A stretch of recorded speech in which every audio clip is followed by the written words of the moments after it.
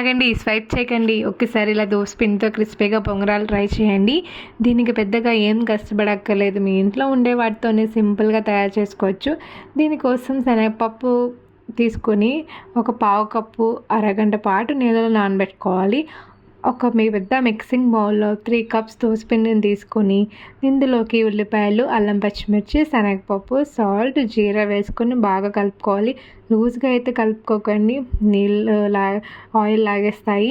Stove మీద కడాయి పెట్టి oil heat అయ్యాక పిండిని కొద్దిగా తీసుకుని ఆయిల్లో ఫ్రై చేసుకోవాలి. మీడియం ఫ్లేమ్లో 2 సైడ్స్ క్రిస్పీగా ఫ్రై అయిన తర్వాత ఒక ప్లేట్లోకి తీసుకోవాలి.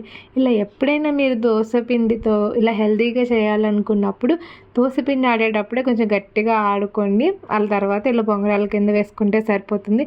నచ్చితే సబ్స్క్రైబ్ చేసుకోండి. దీనికి కారం పచ్చడి కానీ, పల్లీ చట్నీ కానీ, టమాటా చట్నీ కానీ తింటే టేస్ట్ చాలా బాగుంటుంది. చేసి ఎలా వచ్చిందో చెప్పండి.